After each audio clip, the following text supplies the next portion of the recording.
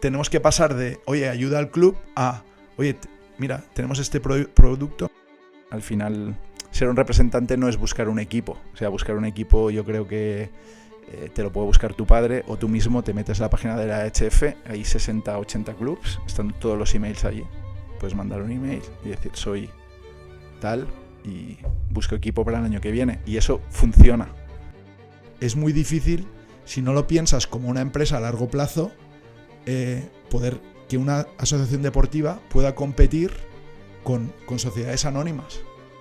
Yo lo que creo es que se trata de gestionar información, de dar información veraz y de ser capaz de ayudar a decidir en un timing adecuado, ¿no? Que al principio hay que elegir un buen entrenador y no un buen contrato. Si un jugador va muy caro, en noviembre el club va a decir, oye, este tío yo no lo quiero y busquemos una salida. No sé exactamente por qué, pero tuve la intuición de cogerme un billete al sur de Alemania, me alquilaba un coche y me iba 15 días o 20 días a Alemania y me iba cada día a una reunión a un lado. Y entonces venía y decía, soy Marcel Payota, si necesitas, para que me conozcas personalmente, si necesitáis algo del mercado español, pues puedes contar conmigo. Por un lado, mucha gente jugando. A partir de ahí, todo el trabajo de los clubs y de las federaciones luciría mucho más porque habría mucha más base. Los clubs tendrían más gente en los pabellones porque a la gente le interesaría más. Y por otro lado, pues los clubs poco a poco ser más empresa y funcionar como una empresa.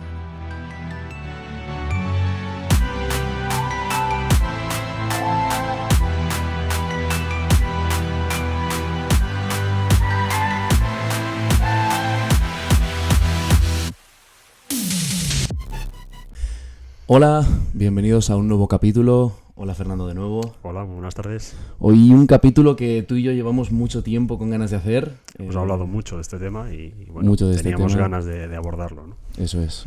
Un tema, una figura que creo que es muy importante, muchas veces, no sé si en la sombra, pero que no se termina de hablar mucho de ello. Hola Marcel. ¿Qué tal? Buenas tardes. ¿Cómo estáis? Muy bien, deseando hablar sobre todo este tema de representantes, agentes en el mundo del balonmano. Creo que es muy, muy, muy interesante. Entonces, bueno, vamos a empezar un poco como siempre. Por favor, preséntate. ¿Quién eres? Bueno, soy Marcel Payota, de padre italiano y mi madre de Barcelona. Y empecé a jugar a balonmano por casualidad. Yo creo que tenía 13, 14 años. Fuimos un verano a un campamento deportivo con David Davis, que era un vecino del pueblo donde iba a pasar los fines de semana, y nos fuimos en un verano, nos apuntaron a un campamento.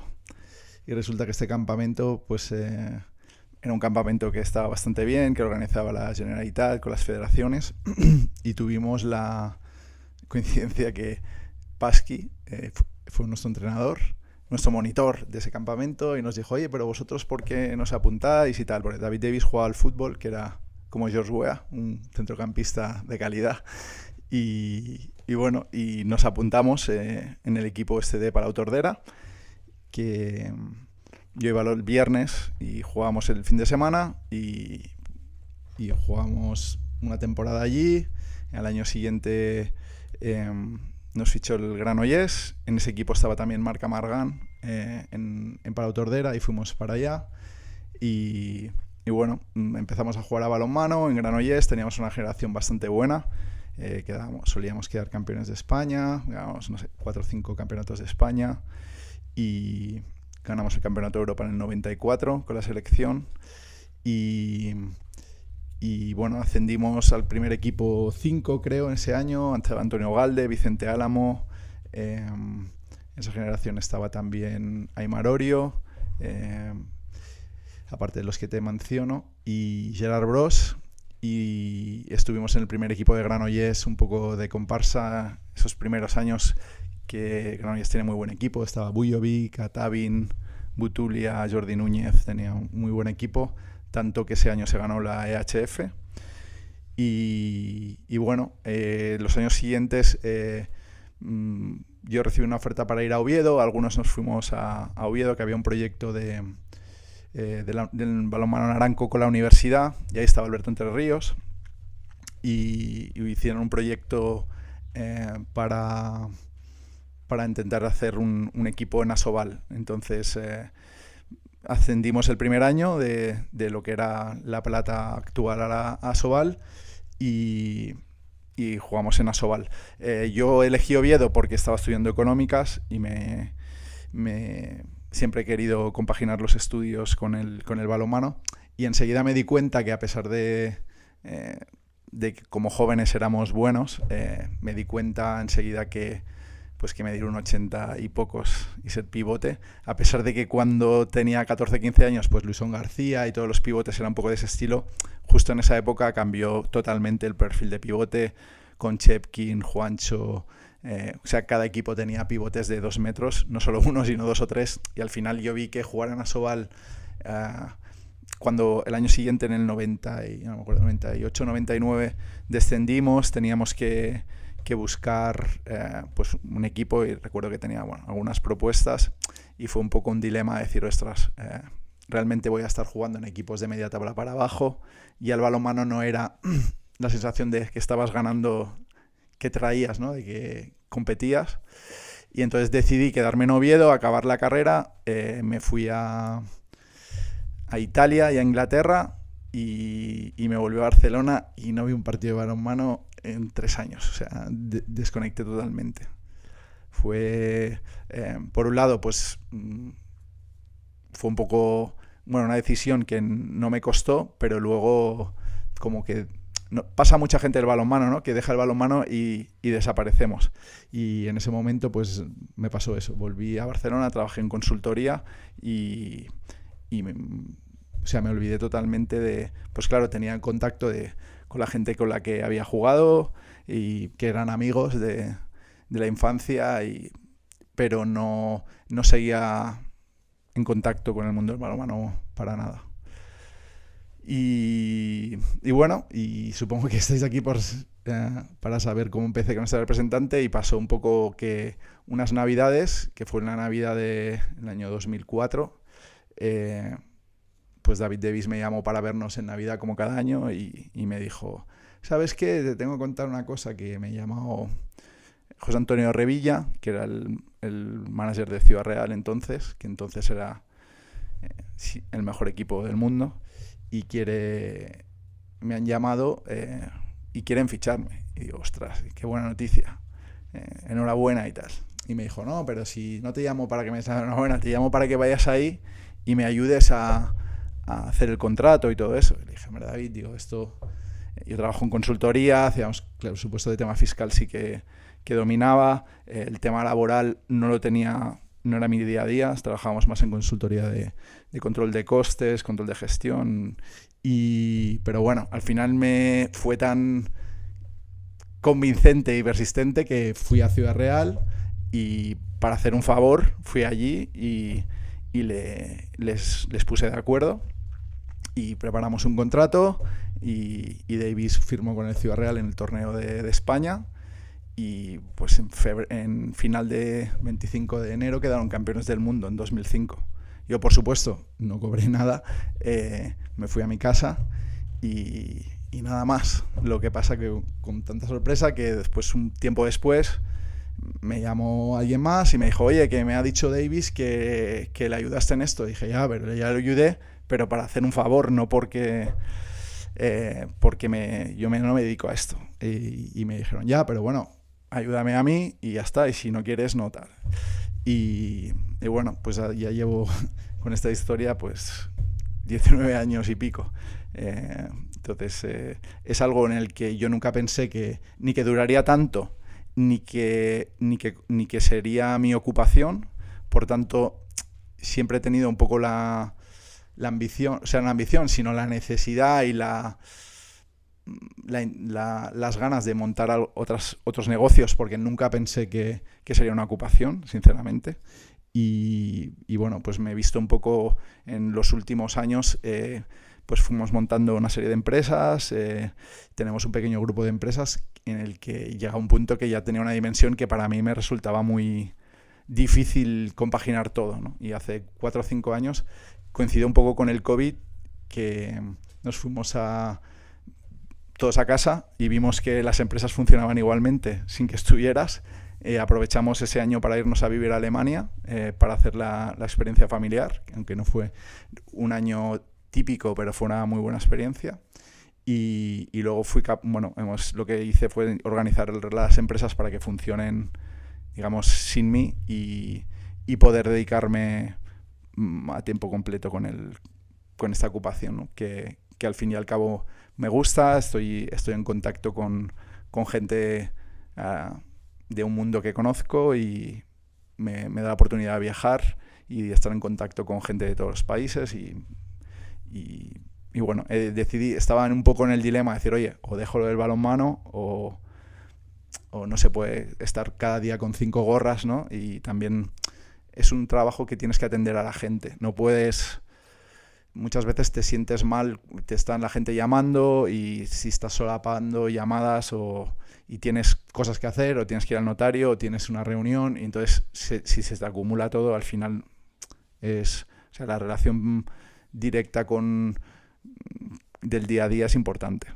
Entonces decidí organizar el tema de las empresas, y por suerte pues tenemos un buen equipo de gente que nos ayuda, y puedo dedicarme full time al balonmano. Desde tu punto de vista, ¿qué son las cualidades principales que tiene que tener un representante? Primero, en los inicios, es decir, cuando tú empezaste casi de casualidad, y a día de hoy, ¿no? Para ya tener una carrera profesional en este ámbito. A ver, hay muchos perfiles. Yo, más que un representante, o sea, yo creo que en general somos agentes. Por supuesto, hay muchos perfiles y muchas maneras de trabajar. Yo creo que, desde mi punto de vista, es muy importante ser una persona confiable, ser una persona que cumple los compromisos, que es capaz de llegar a acuerdos, ¿no? Porque al final se trata de buscar acuerdos entre las partes. Alguien que tenga capacidad de tener un poco de mano izquierda con la gente. Estás tratando con gente a diario, entonces tienes que tener un poco de don de gentes. Si te parece mal lo que te dice la gente enseguida, pues o eres o te molesta cuando alguien piensa algo o te dice algo diferente de lo que estás pensando, enseguida se estropea, ¿no? Muchas veces cuando viajas y estás en las reuniones en el día a día, es mucho más fácil en un contacto personal. Cuando estás hablando por teléfono, en videoconferencia, si no conoces a la gente que está enfrente, pues tienes que tener un poco de don de gentes, hablar idiomas, y por supuesto yo creo que es importante pues saber de la materia que se trata, ¿no? Al final, ser un representante no es buscar un equipo. O sea, buscar un equipo, yo creo que te lo puede buscar tu padre, o tú mismo te metes a la página de la HF, hay 60, 80 clubs, están todos los emails allí. Puedes mandar un email y decir, soy tal y busco equipo para el año que viene. Y eso funciona. Lo que es difícil es que todo el mundo tenga, o sea, que todos los equipos tengan jugadores cada año, ¿no? Y que todos los jugadores y los entrenadores tengan equipo todos cada año y puedan hacer, cada uno pueda tomar las decisiones que le convengan en el timing concreto, ¿no? Pero buscar un equipo para mí no es el kit de la cuestión. Buscar un equipo es bastante fácil, o buscar un jugador para un equipo, ¿no? Al final hay muchos modelos de representante. El representante balonmano no es fútbol, ¿no? Que yo compro los derechos de 20 jugadores y yo los compro y los vendo. No se compran ni se venden derechos. Realmente, o es un club que te da un mandato y te dice, mira, por favor, negóciame, me interesa este jugador, tienes 2 meses para llegar a un acuerdo con él, y bueno, pues empiezas unas negociaciones con él en las condiciones en las que te dicen, y si las dos partes están de acuerdo, firman un contrato de trabajo. Entonces está claro que tienes que saber de legislación laboral en Francia, en Alemania, en Hungría, en Polonia, en España, aunque yo, por ejemplo, en España, bueno, ya os lo contaré un poco, que prácticamente no trabajo nada, pero sí que que he trabajado muchos años y que sí que conocía la normativa laboral y fiscal, ¿no? Para que realmente seas capaz de llegar a un acuerdo que sea bueno para las dos partes. Al final, un acuerdo que sea bueno solo para el club o solo para el jugador, si un jugador va muy caro, en noviembre el club va a decir, oye, este tío yo no lo quiero y busquemos una salida. Si un jugador va muy barato a un club, tampoco va a estar conforme, ¿no? Luego se trata de intentar que sean unos acuerdos que sean buenos para las dos partes. Vale, creo que estamos ante uno de esos casos también, de esos trabajos en los que lo hemos hablado alguna vez. Un entrenador, yo creo que alguien que nos esté escuchando o viendo puede imaginarse cómo es el día a día de un entrenador. Uh-huh. En tu caso creo que es un poco complicado. Nos gustaría que nos hablases un poquito, igual día a día, o cuál es tu dinámica de trabajo, porque entiendo que habrá días muy diferentes a otros en los que tengas viajes, llamadas. ¿Cómo lo vives? A ver, el día consiste en estar en contacto con el máximo de gente posible. Realmente el trabajo consiste en gestionar información, o sea, recabar información de los clubs, sobre todo para saber cuáles son las necesidades y qué necesidades tienen de jugadores y qué encargos hacen. Y a partir de aquí voy a estar en contacto con el máximo de gente para poder tener la información en el timing adecuado. Entonces, para ello, yo normalmente suelo hablar cada día pues con bastantes entrenadores, con bastantes managers de clubs. Depende, hay clubs donde los entrenadores de primera mano quieren hablar con los agentes para tener la información, aunque luego sea el manager el que te dé un encargo, por ejemplo. Pero hay clubs donde están mucho más estructurados y el entrenador no quiere hablar con los managers. El entrenador habla con el manager, le dice cuáles son sus necesidades y el manager es el que te llama para decirte, oye, esto o lo otro. Y luego, por supuesto, el día a día consiste muchas veces en, tú empiezas, tienes tu lista de tareas y dices, hoy voy a hacer esto, esto, esto y esto. Y de golpe te entra esta llamada, la otra, y acabas haciendo un montón de cosas que son, ¿sabes? Cuando decimos que lo urgente pasa por delante de lo importante, ¿no? Pasa que muchas veces te vas por los cerros de Úbeda, te pasa algo que es inesperado o antes me preguntabais, ¿cómo va el tema de ¿has acabado? ¿No has acabado? Digo, bueno, pues a veces has acabado y de golpe resulta que hay un club que quiere cambiar un jugador y tiene un contrato o tiene un encargo y necesita hacer un cambio y de golpe pues sale un imprevisto. Entonces, realmente yo lo que creo es que se trata de gestionar información, de dar información veraz y de ser capaz de ayudar a decidir en un timing adecuado, ¿no?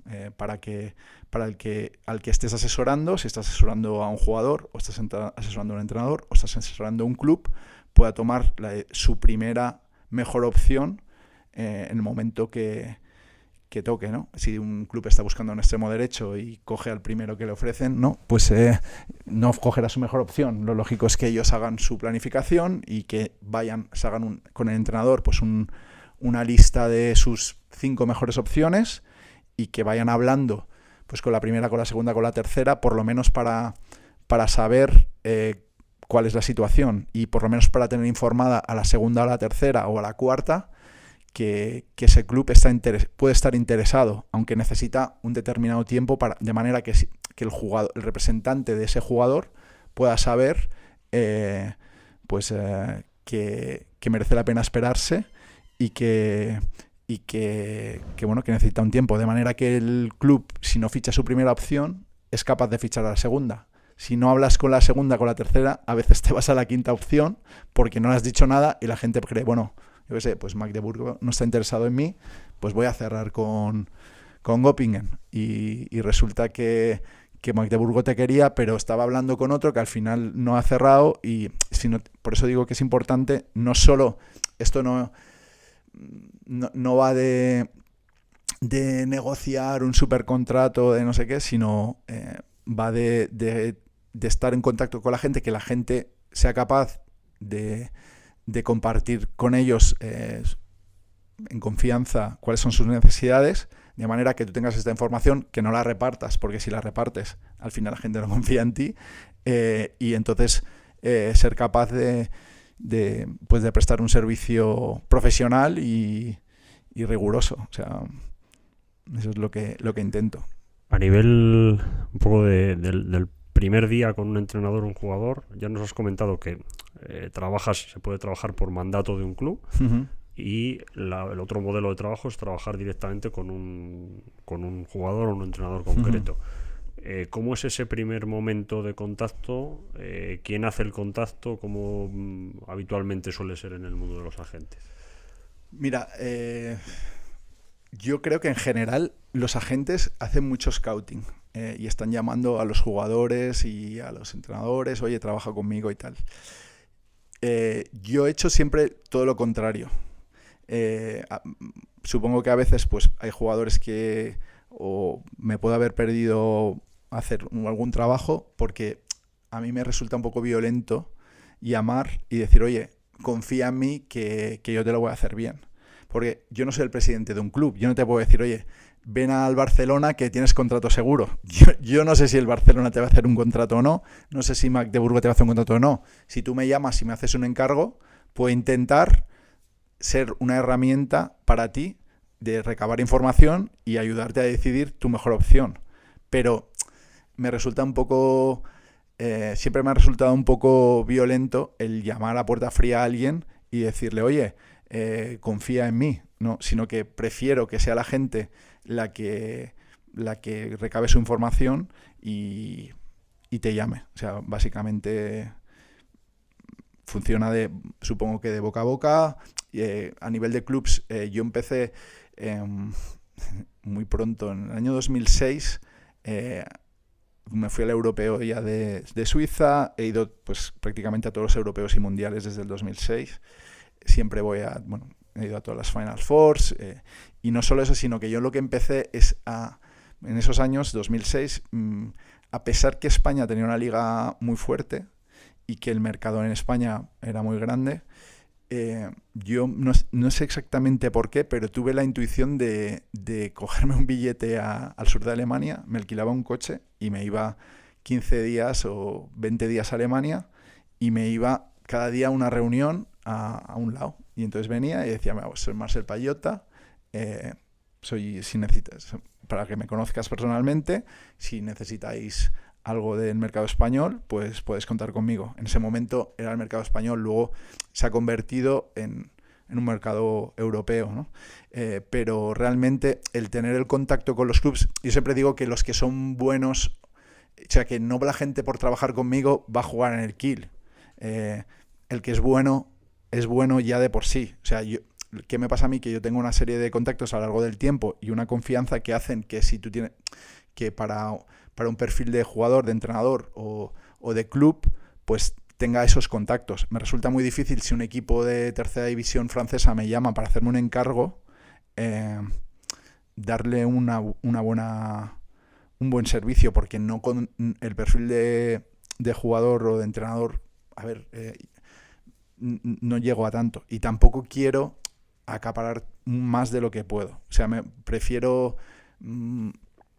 tener un trabajo que crea que se puede hacer, que no querer ir a hacer un montón de operaciones cada año que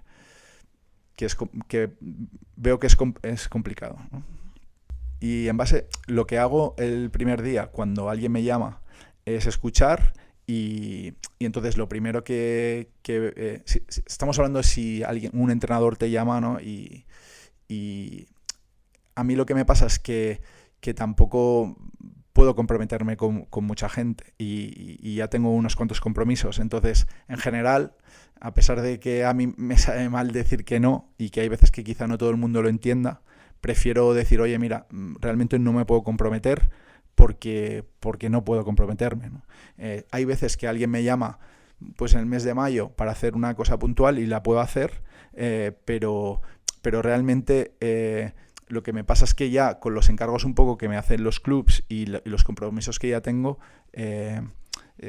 muchas veces me resulta difícil como trabajar con más gente. Lo que hago la primera vez, si realmente las referencias son buenas, miro mucho el perfil personal, que sea una buena persona, lo primero, porque trabajamos con personas, que sea alguien que por la edad y por el perfil de jugador tenga la misma visión que tengo yo, ¿no? O sea, por ejemplo, la gente joven, a mí no me importa ayudarles y trabajar gratis todos los años que haga falta, porque yo prácticamente si ayudo a alguien en España nunca cobro nada ni a los clubs ni a los jugadores, solo pues cuando alguien tiene un nivel salarial tipo Barcelona o así, pero si no, rara vez en los últimos 10 años he cobrado nada, y no me importa que no cobrar dinero, porque claro, entiendo que si me tiene que pagar alguien que con los sueldos que están en España, pues un porcentaje de lo que gana pues son sus vacaciones, entonces a mí no me importa. Me importa que ellos tengan claro que al principio hay que elegir un buen entrenador y no un buen contrato, ir dando los pasos para que luego, trabajar con alguien que sea un poco a largo plazo, que digas, mira, pues ayudarles a hacer una carrera profesional. Eso es lo que idealmente me gustaría. No que alguien te llame para decir, oye, yo busco un equipo para el año que viene. En general, pues como mi tiempo es limitado, preferiría tener una relación de ayudar a hacer una carrera profesional, y hay veces, como os he dicho, yo quedé campeón de Europa juvenil y no hice nada en balonmano con la selección. Eso no es ser buen joven no es garantía de llegar a alto nivel, pero sí que es indispensable pues que sea una buena persona, pues lo que elige un entrenador, ¿no? Pues alguien que sea un chaval majo, que sea trabajador, que tenga posibilidades y que tenga ganas de salir adelante. Al final es lo mismo. Yo creo que para todo el mundo, cuando estás trabajando con personas, pues mira, es lo mismo. Vamos al proceso, una vez que ya has entablado esa relación con el jugador, entrenador o club. Vamos a hablar un poquito sobre el proceso de la negociación, que seguro que mucha gente que nos está escuchando le causa mucha curiosidad. ¿Cómo es ese proceso de negociación? Creo que hay muchos mitos, seguro que tú que lo vives desde dentro también. Yo creo que en el mundo de los agentes, yo no sé cómo es en fútbol, entiendo que el fútbol tiene mucho peso y hay mucha capacidad o sea, en una operación pues se puede hacer rico el jugador, el agente y el club puede hacer un gran dispendio, ¿no? En balonmano no es así. Es en general, como estamos trabajando con clubs recurrentemente, al final en Europa, clubs de alto, digamos, si miras la Bundesliga, que es la mejor liga, pues hay 18 equipos. Igual los 2 o 3 de abajo no siempre son súper atractivos. La liga francesa, pues también parecido. Al final va sumando eso, pues 3 equipos portugueses. La liga danesa es una liga mucho mejor ahora mismo que la española y seguramente el nivel de la francesa, pero no es un mercado que fiche jugadores españoles, ¿no? O húngaros, normalmente van a un mercado nórdico. Entonces, al final, como estamos trabajando con clubs recurrentes, porque hay 40, 50 equipos a los que realmente activamente fichan jugadores de nivel Champions League, Bundesliga, Liga Francesa. Luego, al final, no puedes hacer negociaciones competitivas, porque si tú, como he dicho, si tú a un jugador le haces una negociación competitiva, pues se va a disgustar y va a salir, va a decir, oye, este tío trabaja fatal. A un club lo mismo. Entonces, en general, lo que se intenta es hacer negociaciones cooperativas. Eso es lo que yo hago, o sea, intentar realmente que las dos partes estén contentas con la negociación. Eso me permite tener pues la confianza. Si la gente ve que funciona, si los clubes ven que funcionas, pues te van a encargar más cosas y los entrenadores pues pueden confiar en ti para que les sigas, porque al final te hacen un mandato para que negocies un contrato. Si están contentos, te harán otro mandato, y si no, no. O sea, yo no soy un agente. Hay modelos de agentes que te van a un jugador y le dicen, mira, fírmame 5 años de contrato y 5 años vas a trabajar conmigo. Yo no hago eso. O sea, si hay un club, me hace un mandato, yo firmo un mandato con el club, y si hay un entrenador que me dice, oye, negóciame esto, o quiero que tal, firmamos un contrato para ese trabajo concreto. No firmo contratos de exclusividad con nadie de 5 años para que tú vas a trabajar conmigo, porque lo veo como una relación de confianza en la que si puntualmente no sé si vosotros cuando hacéis la declaración de la renta no vas a tu asesor fiscal y te saca un papel y te dice no, usted va a hacer la declaración conmigo los próximos 5 años. A mí siempre me ha parecido un tema muy de confianza y que no porque tengas una relación, o sea, pues si no están contentos, ¿cómo vas a obligar a alguien a trabajar contigo porque una vez te haya encargado hacer un trabajo, ¿no? Entonces, realmente yo siempre lo he visto así. Está claro que hay agentes pues, que trabajan mucho para con este modelo de tener una cartera de jugadores y firmar contratos pues de 3 años, de 5. Nosotros, bueno, ya os contaré un poco con la Asociación Europea de Agentes que fundamos hace 4 años, de la que soy vicepresidente. Estamos trabajando con Handball para intentar ver si somos capaces de crear una normativa a nivel mundial, porque en teoría la va a hacer la Federación Internacional, pero hemos hecho un Memorandum of Understanding de una serie de 12-14 puntos donde intentar mejorar pues todas estas, o sea, intentar parametrizar un poco toda la casuística en la que se envuelve la negociación de los contratos entre clubes y jugadores y entrenadores y que haya un mercado justo y que esté muy claro, o sea, que no haya abusos.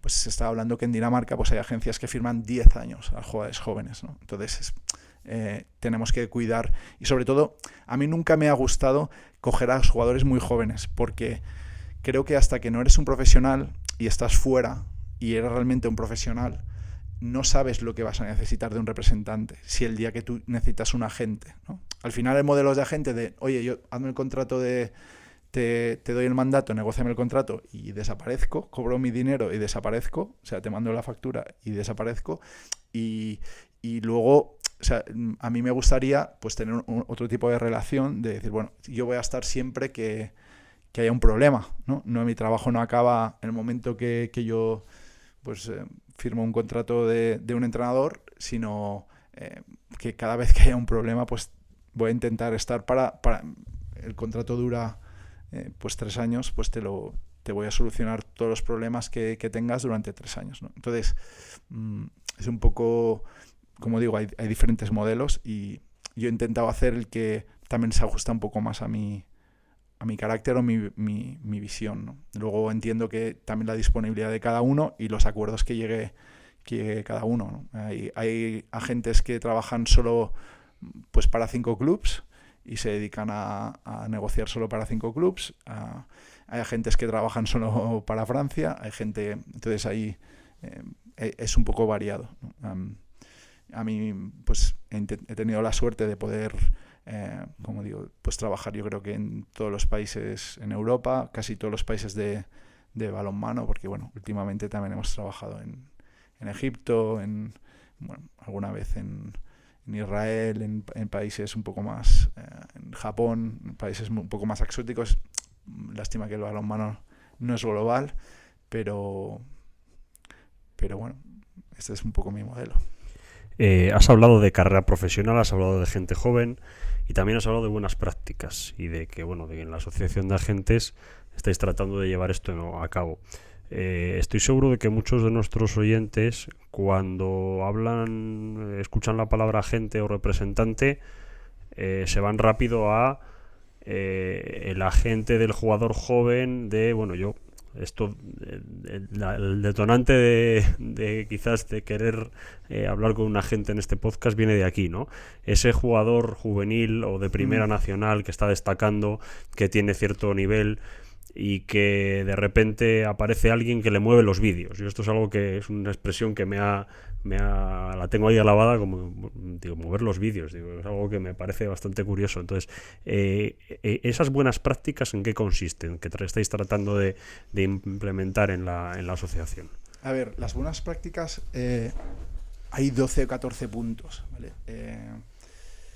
Vamos a intentar normalizar un modelo de contrato de mandato, de relación entre jugador, entrenador o club con el agente, de manera que haya un contenido mínimo de manera, no puedes tener también más cosas, pero debe incluir una serie de puntos. Una duración máxima de 3 temporadas, si no recuerdo mal. Yo, por ejemplo, he propuesto que no se pueda cobrar intermediación de jugadores menores que estén en edad de, por ejemplo, de derechos de formación y IHF, ¿no? Porque creo que los gente joven, o sea, también es siempre cuando hacemos una generalización, siempre luego va a haber injusticias, ¿no? En general, yo creo que los chicos jóvenes, como os he dicho, tienen que pensar en buscar buenas opciones deportivas y no mirar tanto el dinero.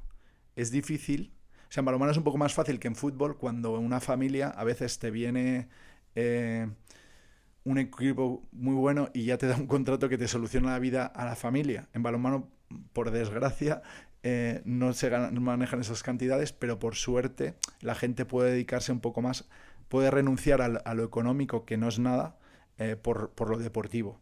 Es verdad que puede haber, pues yo que sé, que el Kiel tiene un chico joven de las Islas Feroe que está en esta edad, que tiene 21 años y que seguramente tiene un contrato muy bueno ya. Entonces, si su agente o el club ha hecho un mandato a un agente, el agente ha hecho el trabajo, y ¿por qué va a tener que renunciar a sus honorarios de un trabajo que ha hecho, ¿no? Pero bueno, se está intentando hacer una serie de normas también para cuidar un poco que no haya abusos en gente joven. En general, yo lo que digo a gente joven, de cuando te llama un agente y te dice, no, tengo una oferta para ti, pero no te la puedo decir, tú fírmame un contrato y ya luego ya te...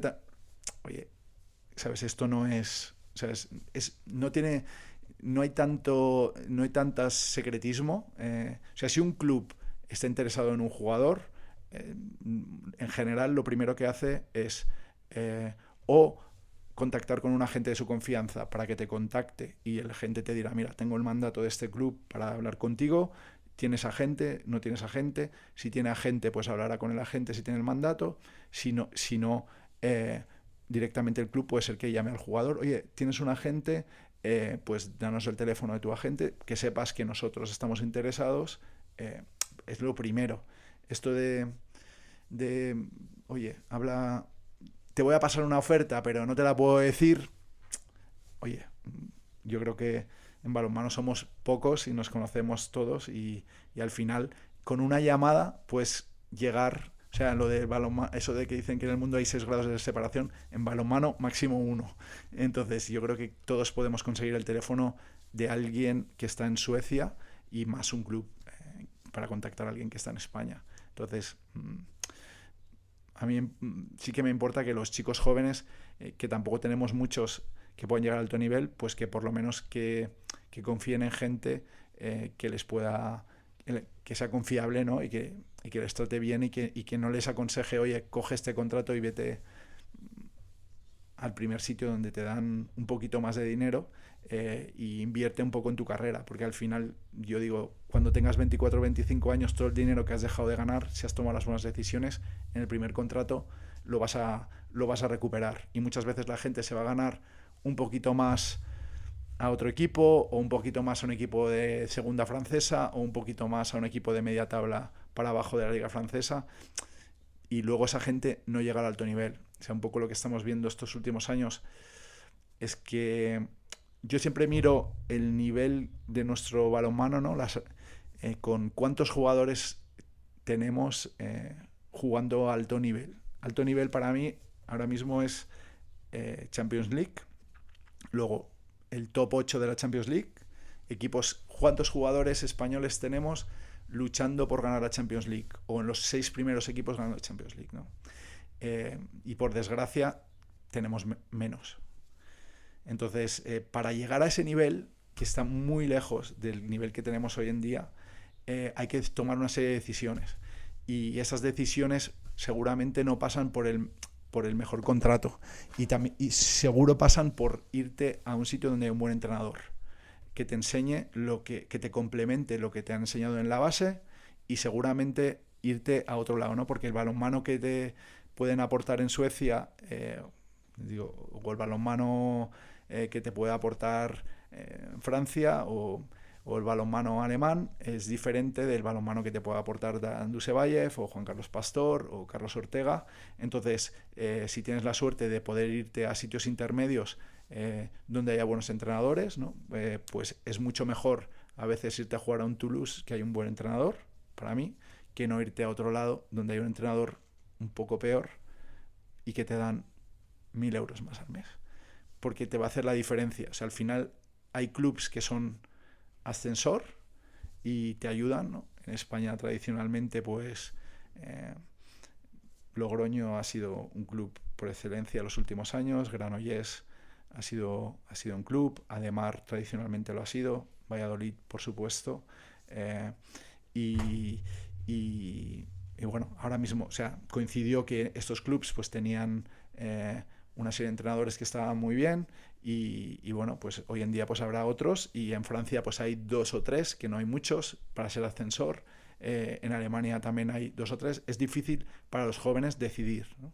Porque cuando ya estás hecho, o sea, no cuando estás hecho, cuando tú te vas fuera como profesional, ellos no miran, oye, este es un chaval de España que viene aquí la primera vez, eso les da igual. Ellos quieren que tú vayas y des, ¿no? Y el entrenador se juega las castañas, sus castañas contigo.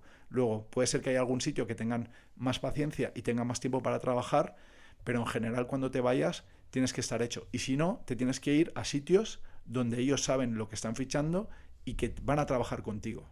Porque si tú te vas a muchos de los equipos de media tabla para abajo de la mayoría de ligas, el entrenador tiene unas urgencias que va a ser difícil que trabaje contigo. Y nos ha pasado tradicionalmente que muchos jugadores españoles se han ido a, por ejemplo, a la Liga Francesa y no han llegado a este alto nivel que decimos, ¿no? Al final, si miramos cuántos jugadores españoles están compitiendo por la Champions, pues tenemos menos que hace unos cuantos años. Y yo creo que es importante que seamos capaces de tener el máximo número posible de esos jugadores, que es lo que va a hacer que tengamos una selección muy buena y muy competitiva, ¿no? Que seguimos teniendo, pues porque tenemos jugadores de grandísimo nivel, grandes profesionales, tenemos pues un trabajo detrás del balonmano español en general de muchos años y seguimos viviendo un poco de ese trabajo, pero cada vez pues todos tenemos un año más y necesitamos que se vaya incorporando jugadores jóvenes, pero que tengan acceso a estos equipos. Al final es muy difícil llegar a ese alto nivel. No puedes dar un salto de la liga, de mayoría de equipos de la liga española, a jugar en el Vesprem. O sea, no puedes. Y el paso intermedio, a veces hay uno o hay dos y es difícil. Vamos a ponernos ahora en el caso de un jugador, un club, un entrenador que quiere empezar a trabajar con un agente, con un representante. ¿Cuál es un poco la vía? Porque creo que no hay una plataforma que ponga en común a estas figuras. ¿Cómo se suele hacer? Se suele hacer por teléfono. O sea, en general... a ver, ahora ya te digo, la federación, la Asociación de Agentes Europea que hemos hecho, hay una web donde puedes contactar con todos los agentes miembros, creo que somos 58 o así. Entonces puedes cogerte un representante si quieres de Bielorrusia, si lo hay. Pero en general pues se hace por teléfono. Alguien te llama y habla contigo o quedas de acuerdo para hablar. Y en general pues supongo que... yo me informaría pues como cuando vas a buscar un abogado o cuando vas a buscar el contrato de la luz. O sea, oye, ¿qué es lo que...? Pues yo soy esta persona, tengo este perfil, estoy interesado en esto, ¿tú cómo trabajas? ¿Cuáles son tus condiciones? Yo me preguntaría y me informaría y se trata un poco de tener una sintonía con esa persona. Si vas a poner un poco, vas a confiar en alguien para que te ayude, pues ser capaz de preguntarle el máximo de cosas, que te resuelva el máximo de dudas, y también en esa interacción pues yo por supuesto quedaría personalmente y le conocería para saber un poco si es alguien en quien confiar y adelante. O sea.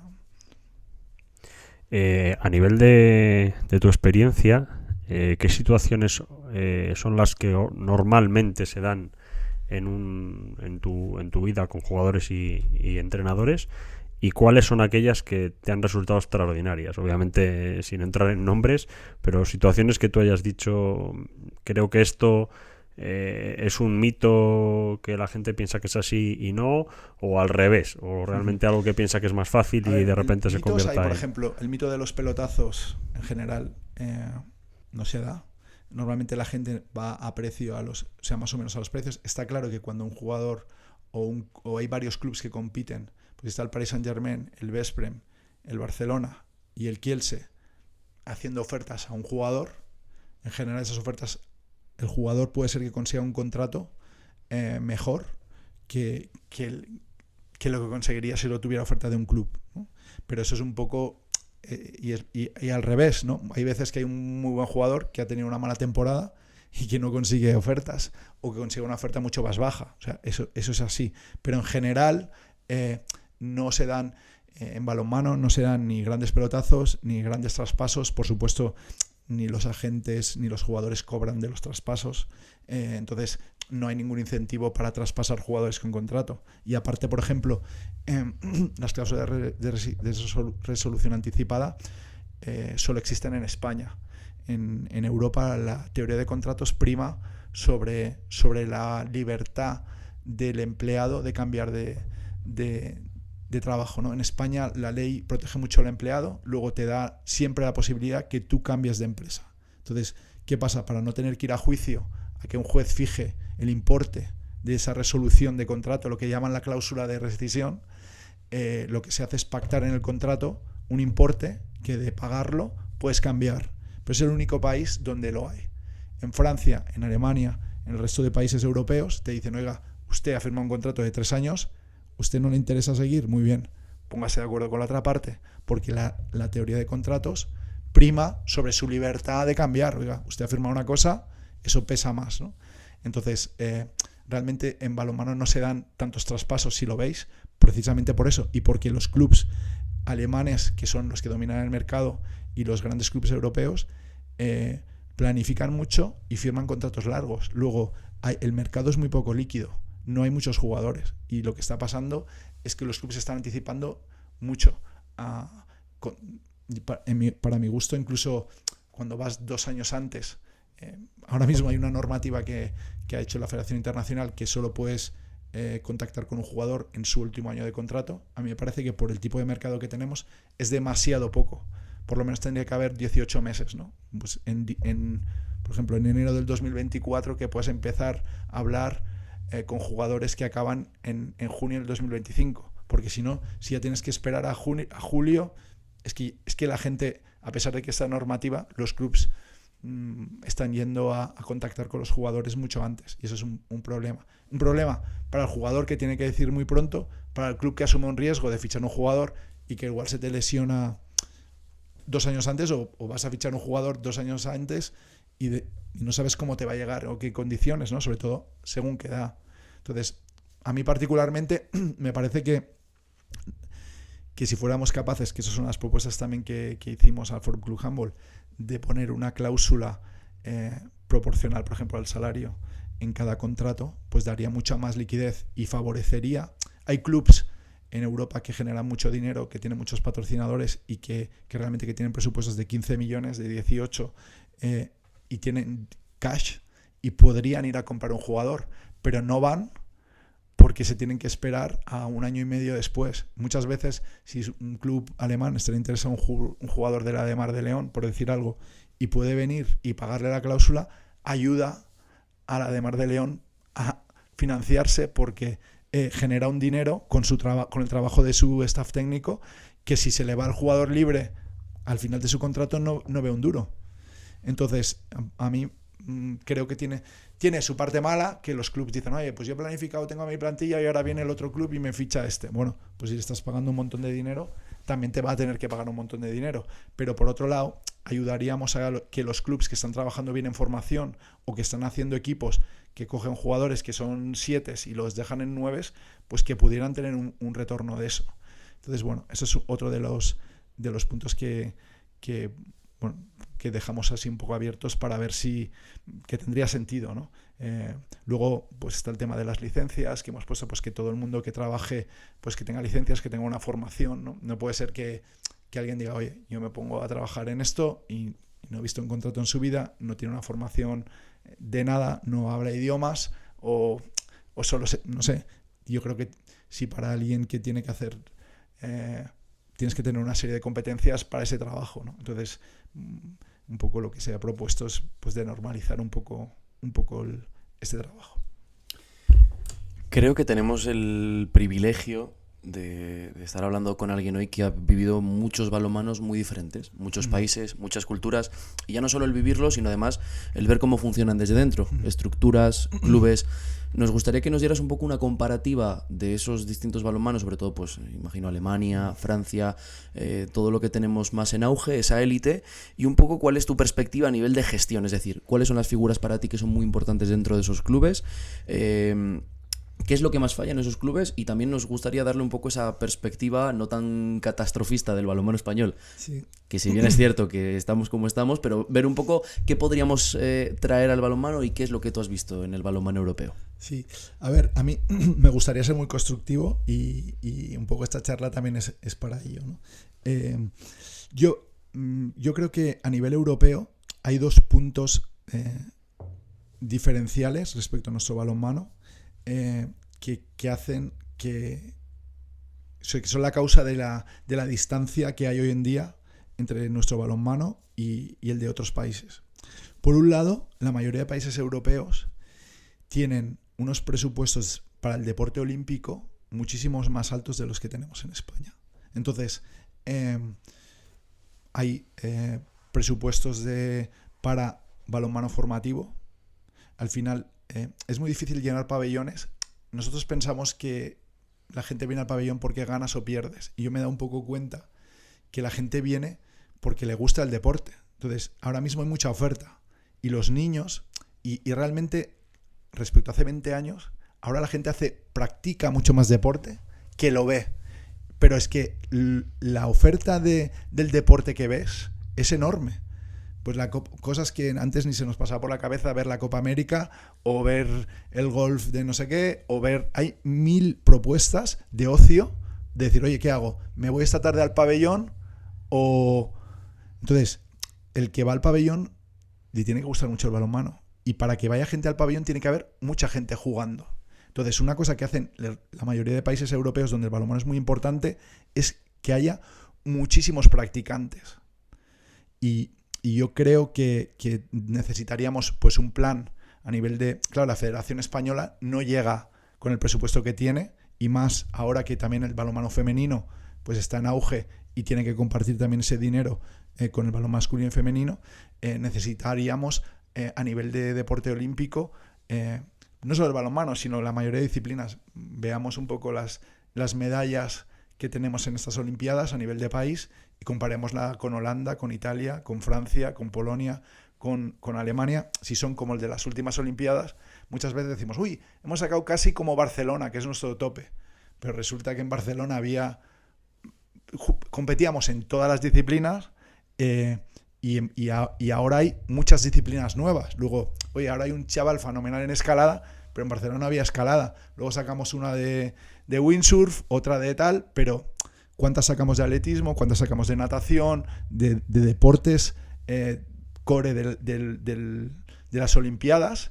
Y luego, pues que en balonmano o con baloncesto saquemos medalla, pues es un poco mérito de los clubs y de la tradición, ¿no?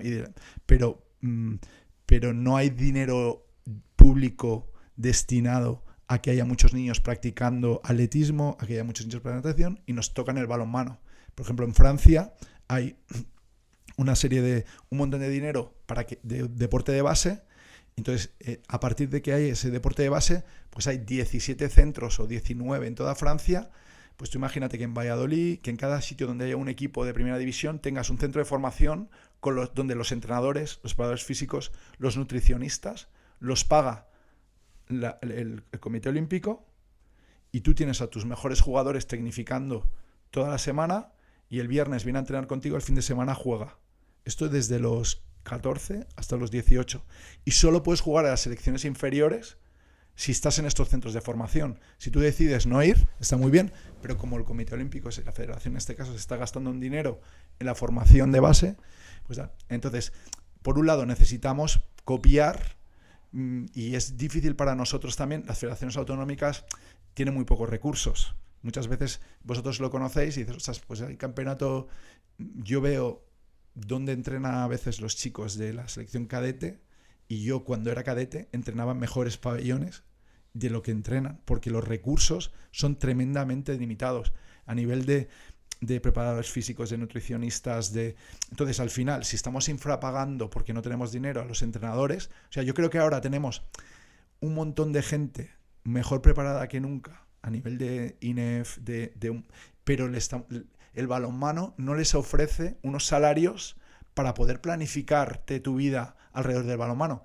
Y creo que como país necesitamos que haya mucho más recursos en el deporte olímpico. No tenemos un plan de mecenazgo, o sea, no entra ni dinero público, ni tampoco tenemos un sistema que incentive fiscalmente a que las empresas puedan aportar a la Federación de Extremadura y que puedan hacer un planning de, oye, voy a captar unos patrocinadores y voy a hacer un plan aquí para que haya, 20 colegios en mis 5 principales ciudades jugando a balonmano. Si solo necesitamos, pues, hacer un plan y decir, oye, vamos a buscar 40 ciudades en España, vamos a hacer que 20 colegios en estas 20 ciudades tengan balones y monitores. ¿Cuánto cuesta esto? ¿Vale? Y al final ahí, y hacer ligas escolares o ligas de clubs, lo que sea. Y cuando haya una base grande, luego el trabajo que hace la federación podrá, y las federaciones autonómicas y los clubs van a poder captar, elegir sobre mucho más, y la federación podrá elegir sobre una base mucho más grande y podrás seleccionar bien. O sea, al final estamos seleccionando sobre la gente que se apunta a jugar. Y si solo seleccionamos solo los que se apuntan, al final se apuntan pues los hijos de los que han jugado, el que me coincide, el que en mi pueblo tenemos tradición, pero tenemos muchas ciudades donde había balonmano, donde se ha perdido, pues porque el modelo ha cambiado, ¿no? Y antes yo creo que había un montón de colegios que todos tenemos en mente un señor que se dedicó en cuerpo y alma al balonmano en ese colegio, y ese señor estaba ahí y organizaba todo. Cuando esa gente se ha jubilado, y la gente joven, pues si te están pagando 200 euros de monitor o 300 euros, pues si te gusta mucho, y hay gente que lo hace, y tenemos la suerte de toda esta gente que lo está haciendo.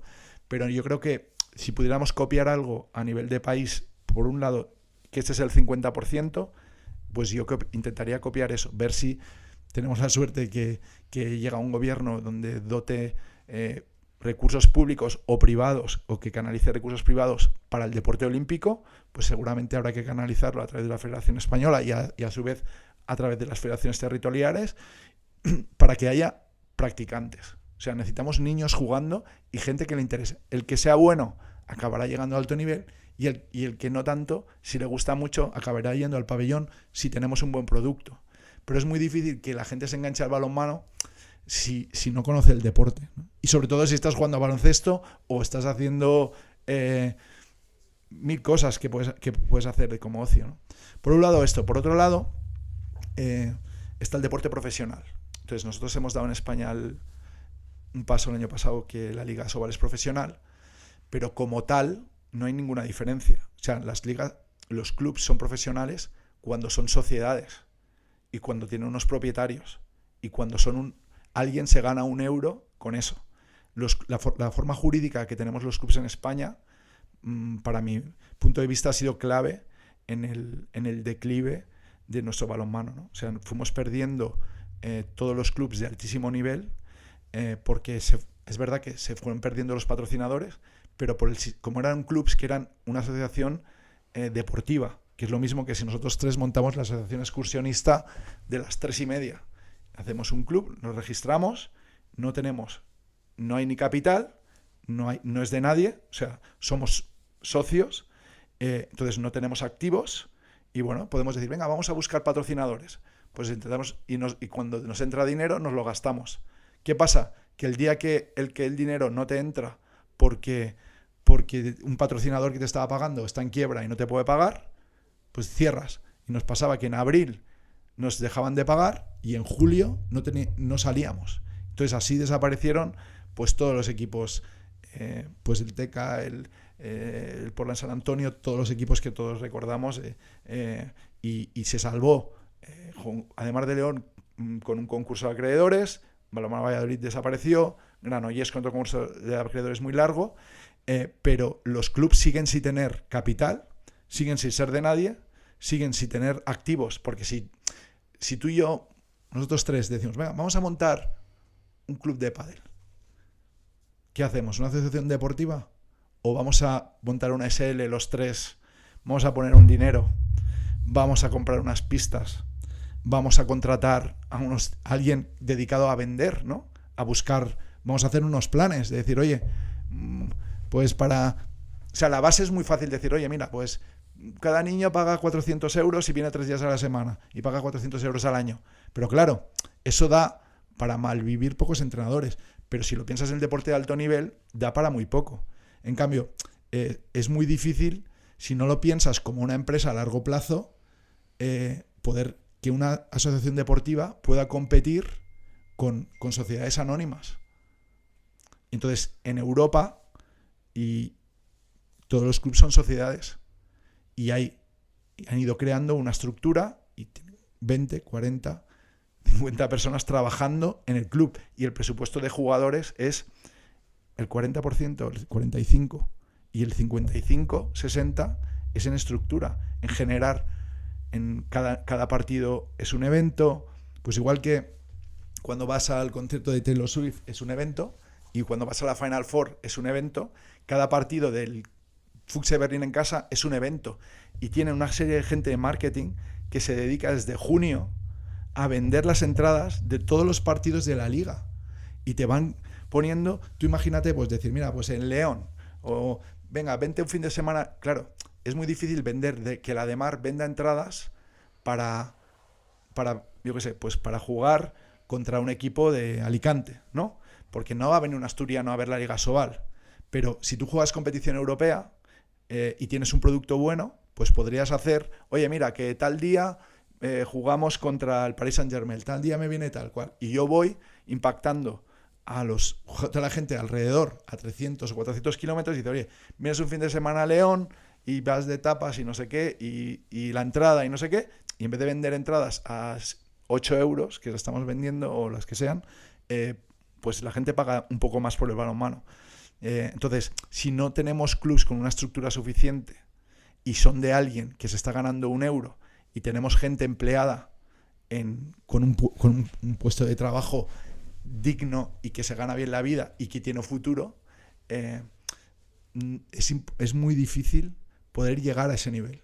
Y es un poco lo que nos está pasando, que por un lado, si mañana todos los clubs fueran sociedades anónimas, tampoco nos solucionaría nada, porque tampoco tenemos chicos jóvenes para hacer una liga Sobal de 16 equipos, 16 jugadores. ¿De dónde sacamos 200 jugadores de alto nivel como teníamos antes? Si no los tenemos, ¿qué se los vamos a ir a fichar a los jugadores, a los equipos de la liga alemana, francesa, que tienen presupuestos de 6, 8? ¿Cuántos años necesitamos pasando la travesía en el desierto?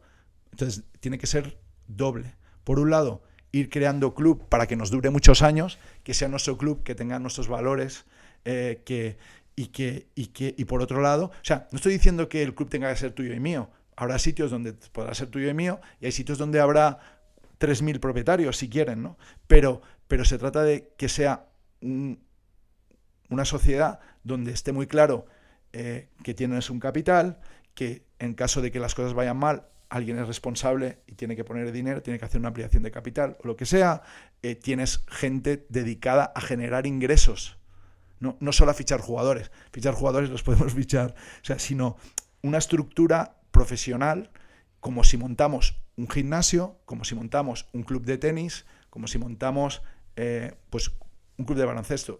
Si no recuerdo mal, el Estudiantes hizo un concurso de acreedores en su momento, y creo que tenía 28 comerciales en nómina, y en toda Liga Asobal no había ninguno.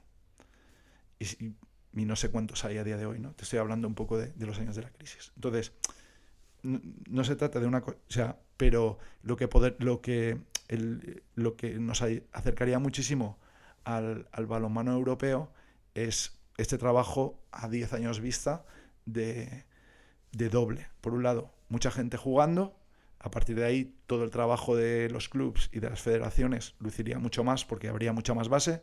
Los clubs tendrían más gente en los pabellones porque a la gente le interesaría más. Y por otro lado, pues los clubs poco a poco ser más empresa y funcionar como una empresa.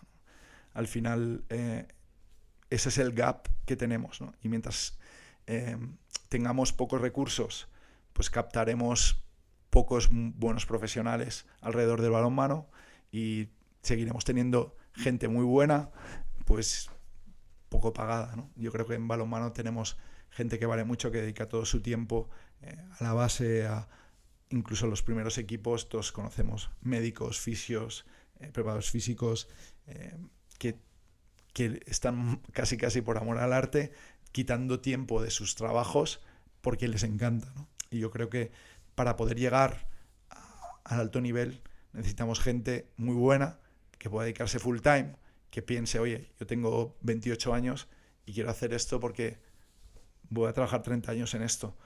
No que digas, ostras, si me echan de aquí, ¿dónde voy? ¿No? Entonces...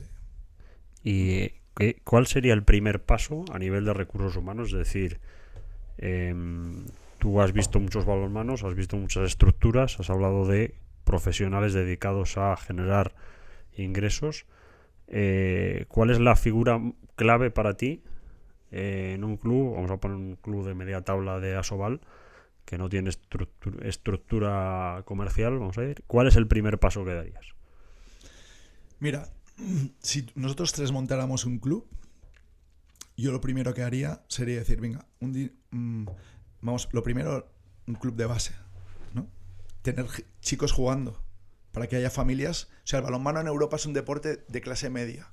De clase media quiere decir que vienen familias con niños, ¿vale? Y que, entonces, ¿cuál va a ser nuestro... ¿Alguien ha hablado en balonmano de cuál es el ticket de la gente? ¿Cuánto te genera un aficionado a un club de balonmano de la Liga Asobal? Yo no sé cuánto están los carnets, 70 euros, 90, 160. Lo divides.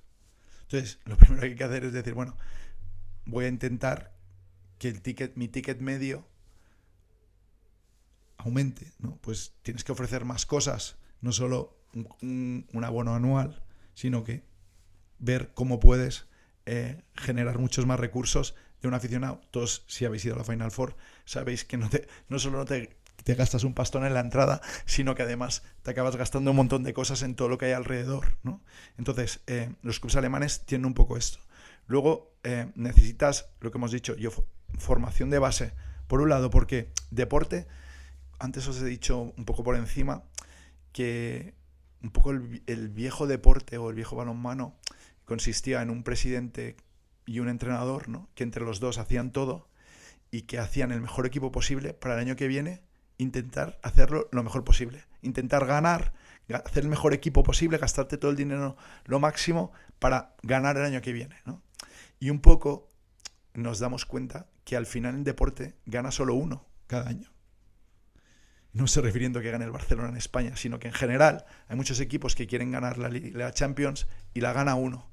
¿Y qué pasa? ¿Que todos los demás han fracasado? No. Estamos construyendo club para muchos años y para poder estar a este nivel y para poder tener nivel. Entonces, yo lo que necesito es no vender tanto si gano o pierdo, sino valores y entretenimiento. Eso es el deporte hoy en día. Yo, cuando marketingianamente quiera vender el balonmano, estoy vendiendo unos valores. Yo creo que, no sé si vosotros sois aficionados al rugby, yo no conozco mucho en profundidad, pero yo entiendo que haya muchas empresas que quieran asociar su marca a ese deporte, porque tiene unos valores muy reconocibles y que entiendes.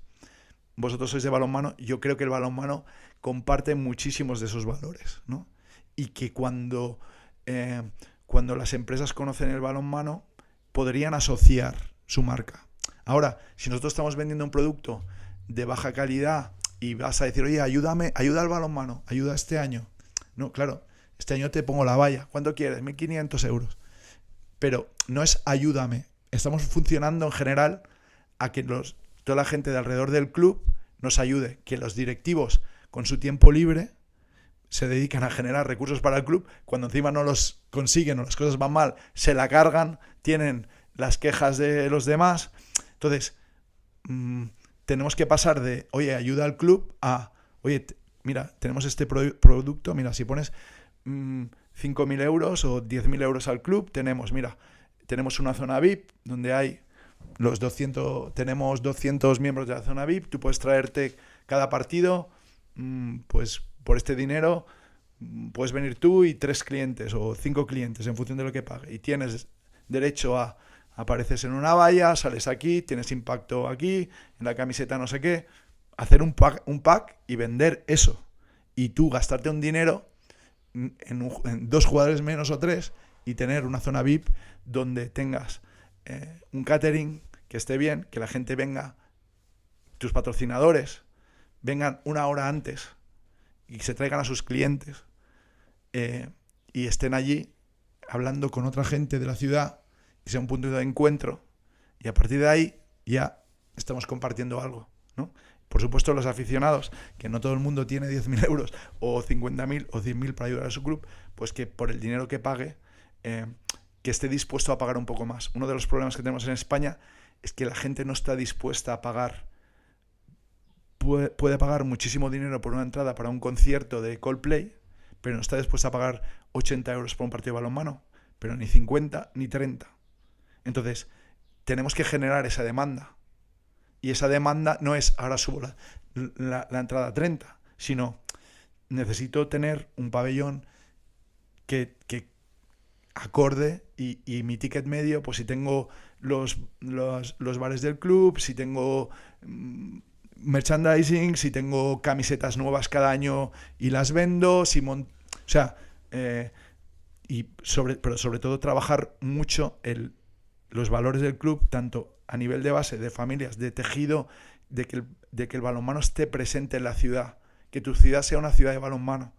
Entonces, para ello, no podemos decir, joder, qué mal estamos, ayuda. Es que no nos ayudan las administraciones, es que la prensa no habla de balonmano. Oye, la prensa habla de balonmano cuando tú generas noticias y pues vosotros estáis haciendo un trabajo, pues porque sois gente de balonmano, estupendo, pero pues en Marca hace lo que puede con los recursos que tiene, y si le generáramos muchas más noticias, pues daría muchas más noticias. Entonces, al final, ¿cuántos departamentos de comunicación tienen los clubes? Pues con los medios que tenemos es normal que pocos. Pues en la Bundesliga tienen todos. Y están generando noticias continuamente. Y entonces a partir de ahí, o sea, es crear una industria de algo que es una afición, ¿no? Entonces, bueno, a mí me encantaría que hubiera un plan, ya os digo, balonmano español 2035, y trabajar en 2 sentidos, ¿no?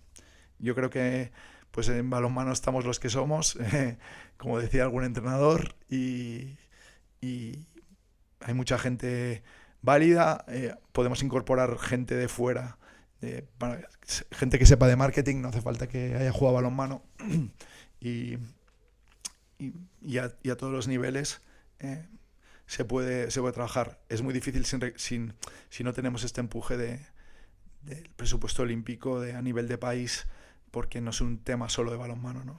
Seguramente si habláramos de remo, o habláramos de hockey patines, o de voleibol, o de un montón de deportes que son olímpicos, pues nos contarían lo mismo de lo que estamos contando. El balonmano está un poco mejor, porque llegamos a estar muy bien, porque había muchísima afición, había muchísimos sitios. Todos nuestros padres han jugado balonmano, la generación de nuestros padres en el colegio, tal, no sé qué. Cuando hablas, a todo el mundo le gusta el balonmano cuando juega la selección, pero tampoco hay tanto espacio para verlo. Entonces, bueno, es un trabajo, yo creo que bonito. Me encantaría y me encantará ver que somos capaces de hacerlo, y es importante que seamos capaces de poner a la gente de acuerdo y que todo el mundo entienda que sumando pues podemos hacerlo, ¿no? E incorporar el máximo número de gente capaz alrededor de estas dos vertientes, un poco. Qué bueno, me gusta mucho la idea esta de no centrarse tanto en las manzanas, sino en plantar más árboles. Es que es fundamental, un poco, como os digo, cuando muchas veces estamos mirando la salud de nuestro deporte, pues por las medallas que sacamos en las selecciones de base o de la selección española, pero yo creo que medallas en la base hemos sacado siempre no, pero desde los años 90 hemos sacado. La selección está a un altísimo nivel, a pesar de que la línea que llevamos es impresionante y hemos sido capaces de mantener un nivel altísimo en los últimos años. Por suerte, el balonmano español también desde los años 90 es capaz de luchar por las medallas, no de forma tan recurrente como hemos hecho últimamente, pero hemos estado a muy alto nivel. Pero sí que es verdad que el Barcelona tenía muchísimos jugadores españoles y ahora no tiene tantos, que los equipos que luchaban por la Champions, pues había jugadores de nuestra selección que eran importantes, ¿no? Teníamos jugadores dentro de los MVPs de las posiciones y tal, y pues necesitamos un poco ser capaces de generar estos jugadores. Fantástico, pues nos vamos a por el último tramo de esta charla, las preguntas de ChatGPT, ¿vale? Como siempre, introducimos tu perfil a la inteligencia artificial y le pedimos que nos dé varias preguntas. En este caso, la primera es sobre el descubrimiento de talentos. Nos pregunta: como agente de jugadores y entrenadores de balonmano, has tenido la oportunidad de descubrir y representar a muchos talentos. ¿Podrías compartir una anécdota sobre un jugador o entrenador cuyo potencial detectaste en circunstancias inusuales o inesperadas y cómo le ayudaste a catapultar su carrera?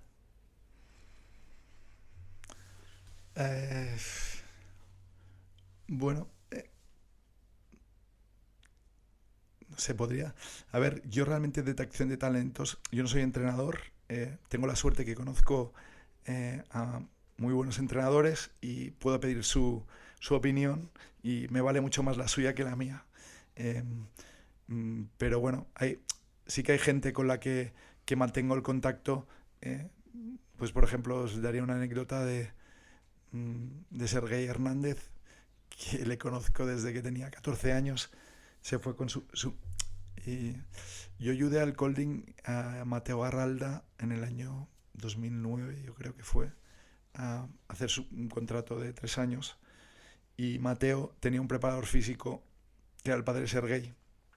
Y se fueron a Kolding a vivir juntos el primer año en el mismo piso, porque él iba de preparador físico del Kolding y Mateo pues fichó por este equipo. Entonces, pues José Luis vio que estaban bien y el año siguiente se trajo a la familia y a Sergei, pues que era un chavalín que empezaba el instituto. Y un poco, bueno, pues luego con el tiempo hemos seguido en contacto y bueno, él ha ido haciéndolo muy bien, ha ido dando unos pasos increíbles, jugando pues en Anaitasuna, luego estuvo en Logroño, luego fichó en Aix-en-Provence, resolvió el contrato y fue a Benfica y este año pues ha estado ganando 3 títulos y ha jugado a la Final Four, ¿no? Luego, a ver, hay mucha gente, no me gustaría personalizar porque tengo gente muy cercana con la que llevo 20 años en contacto o 19 como os he contado, gente que hemos estado en contacto y que he seguido su carrera muy de cerca como jugador, que luego han sido entrenadores, ¿no? Como Iker Romero, Chema Rodríguez, Edu Fernández, y luego he tenido la suerte de gente con la que, pues fíjate, David Davis, que os dije que me acerqué al balonmano con él, pues estuvo como jugador, ganó todo, como entrenador ha ganado muchísimo y ha jugado la final de la Champions y al final es una sensación a veces rara. Ha habido años que en la Final Four pues tenía 3 entrenadores compitiendo por ganar la Champions, ha habido creo que un año que en la Final Four, en la Champions League de 16 había 7 entrenadores en los que yo había intervenido en su contratación. Entonces, por un lado es muy bonito seguir de cerca y poder trabajar con clubs que están a este nivel. Por otro lado, luego es un poco... A veces la gente me dice, ¿tú con quién vas? Y yo, claro, yo no. Es como, a veces me siento como un padre que tiene 8 hijos, ¿no? Y cada uno juega en un equipo y te alegras de que cada uno lo haga lo mejor posible y les haga lo mejor posible. Cuando juegan uno con el otro, o sea, pues es que depende de ellos, ¿no? Papá, entonces, mamá, ¿no? Sí, es que es una sensación un poco absurda, pero al final he tenido la suerte de poder seguir de cerca pues a muchísima gente y con lo que me quedo es con la relación personal. Siempre todo el mundo también hemos sido capaces de distinguir mucho. Nunca un entrenador que yo le he ayudado a hacer un contrato me ha exigido que un jugador que trabaje conmigo vaya a su equipo, ¿no? Yo he tenido jugadores alguna vez que estaba haciendo algo que 3 o 4 de entrenadores que yo conocía pues están interesados en él y ellos entienden perfectamente que es el jugador el que va a decidir su opción, igual que yo nunca puedo esperar que un entrenador me fiche a un jugador porque yo esté interviniendo. Luego, al final, todos estamos en nuestro papel. Yo creo que el balonmano español, desde que es internacional, hay mucha más cercanía y es algo muy bonito de ver. Quizá antes los entrenadores que competían en 16 equipos unos contra otros eran mucho más aguerridos entre ellos o había más... Ahora la gente coopera muchísimo y eso es muy... No hay tantos bandos en el balonmano. A mí me gustaría que no hubiera ninguno. Yo realmente nunca he sido de bandos y he intentado estar un poco... No meterme en cosas personales, hacer un trabajo aséptico y a la vez cercano y riguroso. Pero sí que desde que hay mucho más... que la gente está afuera y todo el mundo tiene las mismas necesidades y se ve mucho en su papel y ve la gente, los jugadores de la selección se alegran muchísimo de estar juntos y los entrenadores entre sí están mucho en contacto y en general hay muy buen ambiente en el balonmano español. Nos vamos a por la última pregunta de ChatGPT. Momentos emotivos. Trabajar tan cerca con jugadores y entrenadores implica vivir muchos momentos emotivos. ¿Podrías contarnos sobre una ocasión en la que un jugador o entrenador que representabas alcanzó un logro importante y cómo viviste ese momento desde tu perspectiva como su agente? Sí, no me gustaría personalizar, pero de verdad que hay momentos muy especiales. O sea, al final tienes la suerte.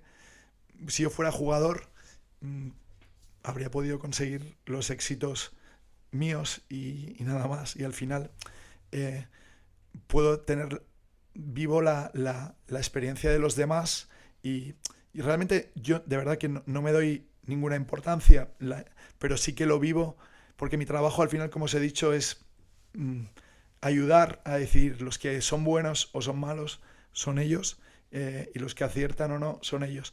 Pero da mucha satisfacción ver que la gente consigue lo que se propone y que la gente, pues, no sé, hay momentos especiales, no sé, pues Benio Loser, que es un muy buen amigo, fue abanderado olímpico aparte de 2 veces oro, sí, pero hay momentos así que te viene a la memoria que no podría decir, o sea, Julen Aguirre metió un gol de penalti, ganó la Champions en Kielce, Rodrigo Corrales para un balón con la selección que nos dio una medalla. Hay muchísimas en las Champions, no sé, hay muchísimos momentos.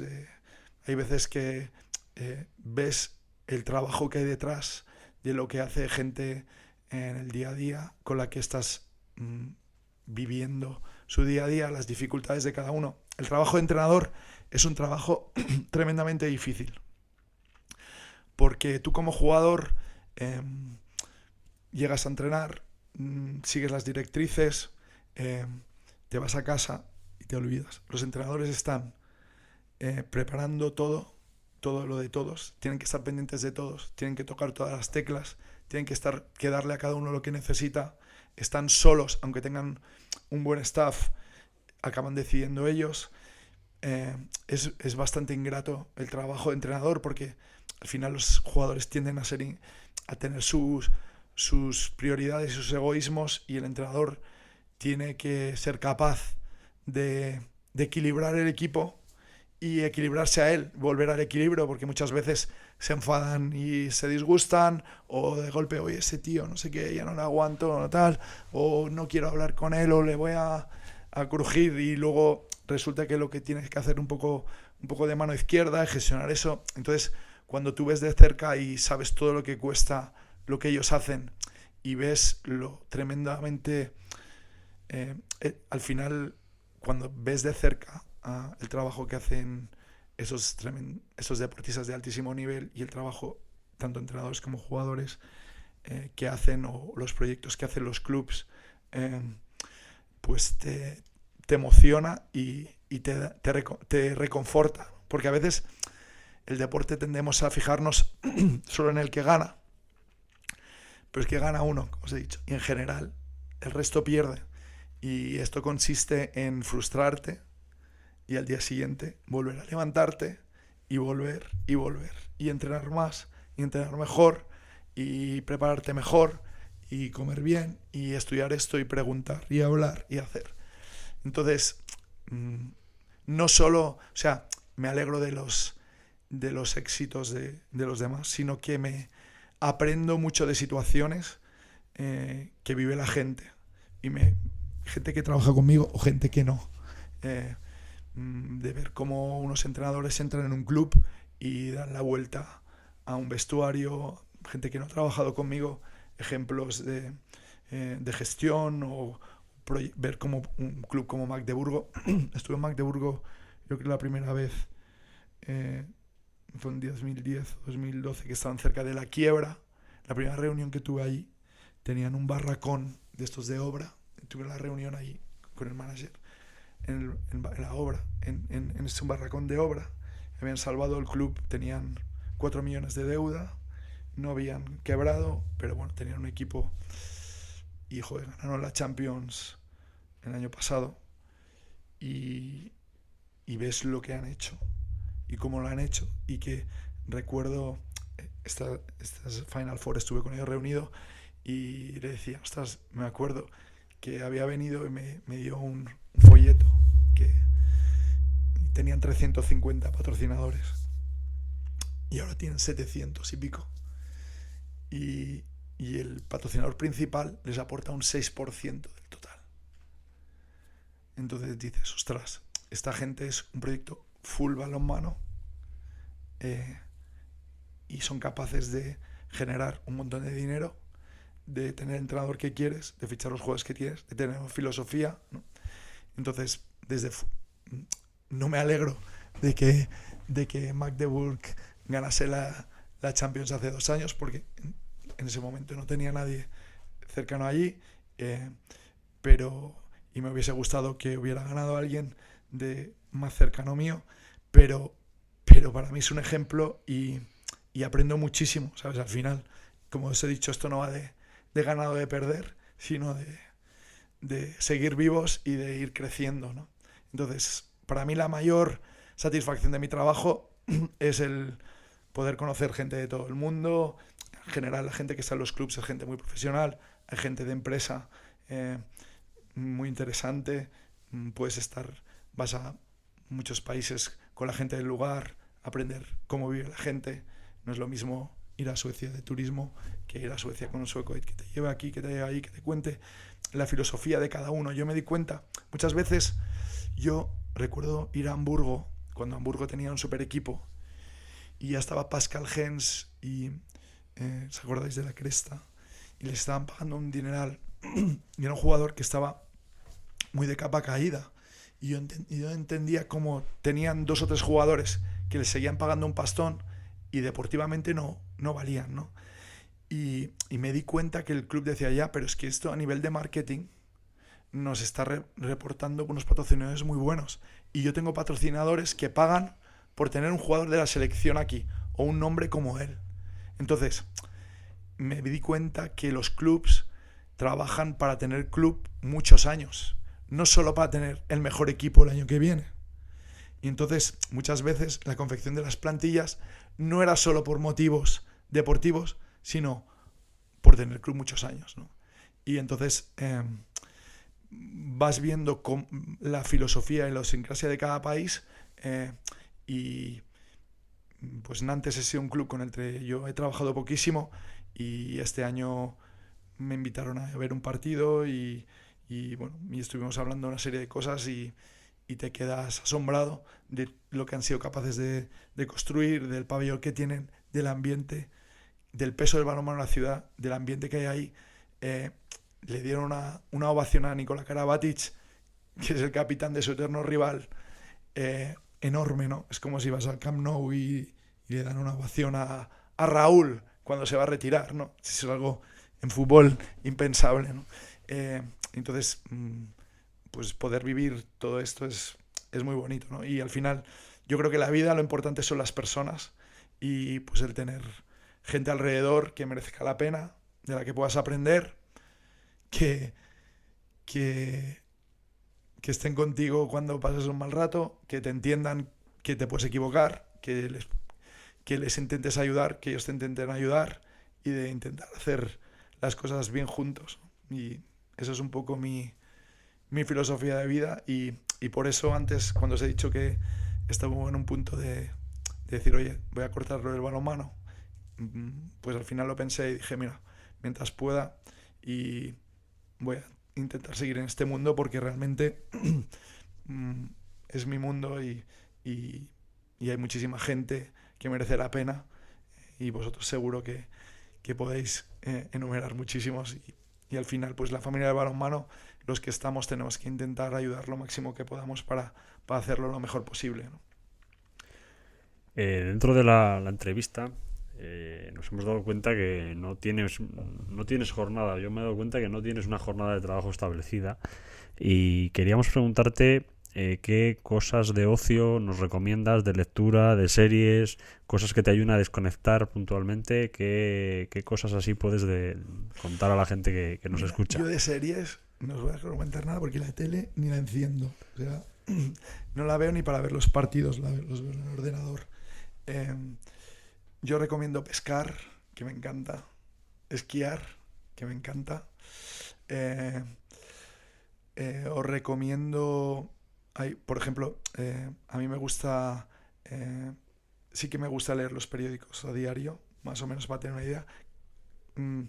Generalistas y de cosas me gusta ver un poco 3 o 4 de diferente, para ver cada uno cómo dice eso, pero también tiendo cada vez a estar un poco tener una cierta información de la realidad, y tampoco preocuparme mucho de lo que no está a mi alcance para solucionar, ¿no? Porque al final el mundo en el que vivimos es muy complejo, y no podemos solucionarlo nosotros. Me importa mucho, por ejemplo, me gusta José Antonio Marina, que os recomendaría cualquiera de sus libros. Me lo descubrió Manolo Cadenas, y tiene muchísimos libros de formación que son una maravilla. Me encontraréis siempre muy pendiente de la economía. Soy economista, y sí que leo mucho todo lo que papers, sigo cuentas pues tengo una cuenta yo tenía un Twitter donde hacía cosas de balonmano, y lo cerré hace 3 o 4 años, porque creo que el papel de la gente no es estar en el público explicando nada. y me abrí otra cuenta solo para seguir cuentas que me interesan prácticamente de economía. Entonces me interesa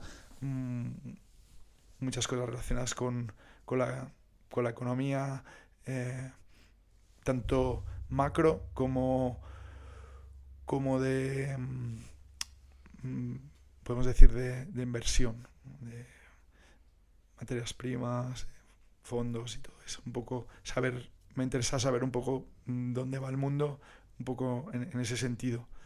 Me encanta cenar con amigos o ir al monte a hacer excursiones y intentar estar con la familia lo máximo posible y nada más.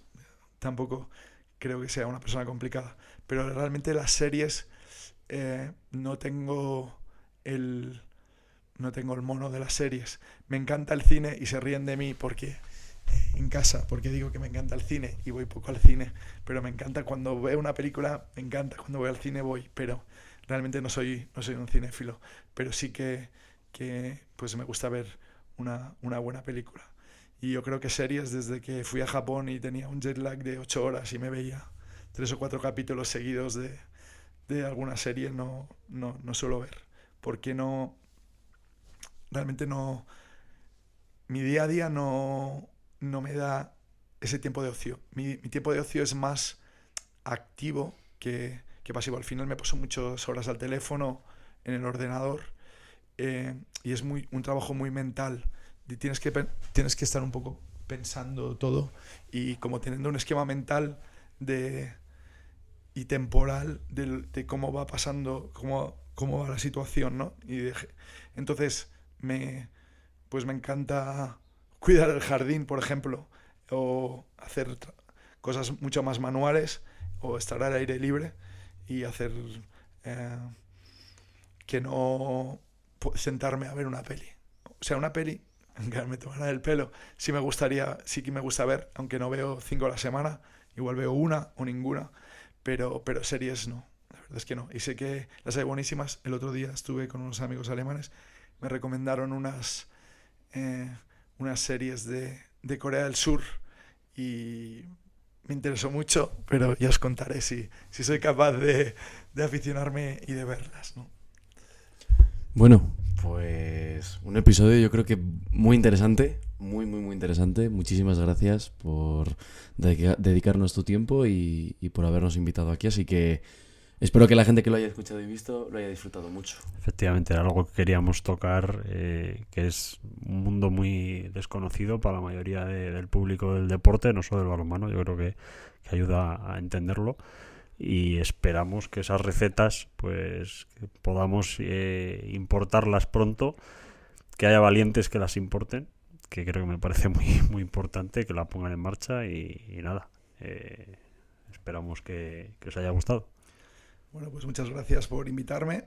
Yo sí que quiero dejar claro que yo no soy ningún gurú, ¿sabes? Solo os digo un poco mi visión de cómo veo las cosas. No sé si estoy de lo cierto o no, pero sí que me encantaría que nuestro balonmano siguiera creciendo y siguiera mejorando y que podáis hacer un podcast tan chulo los próximos 80 años, por lo menos. Ojalá. Muchísimas gracias.